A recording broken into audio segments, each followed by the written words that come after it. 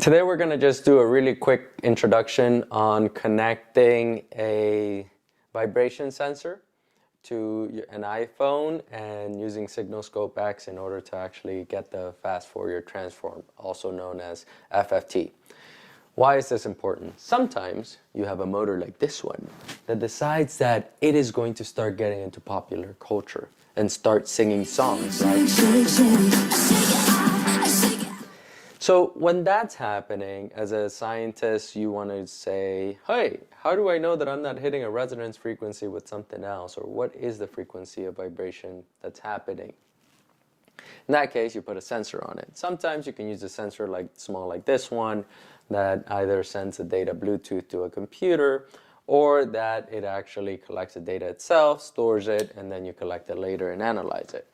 I found myself sometimes in projects where I had to go to the field. And in the field, you're looking at a mining industry where you're like, I just want to know what's vibrating at. And in that case, you want a sensor that's like a quick plug and play. You can't have a laptop, really minimal hands-on tool. So in this case, we actually found a sensor that is a Digiducer sensor, vibration sensor, and it connects directly to an iPhone with the Signalscope X, and you can just click on the button and it gives you the fast Fourier transform. And that's what we're going to show you right now. So I'm going to connect this speaker and put a signal of a known frequency, and then I'm just going to measure it with the sensor. And this has a magnetic little base. Plug it in and measure it with the sensor with an iPhone and show you the works on how to connect.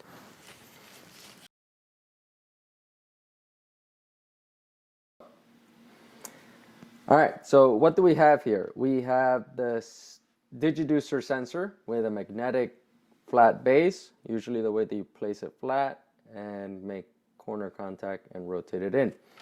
It goes to USB, and in this case we're converting a USB into an iPhone connection. Now let's check out the app. So the app itself goes bottom of microphone. So when you get the app, it asks you, give access to your microphone. And you say, no, because I'm not going to use my microphone. I'm going to use this sensor. And by the way, if you do that, there's a little fun glitch on it that you will not be able to use the sensor. You will not get any data from the sensor. You have to give it access to your microphone. Okay? So look at what happens when I connect the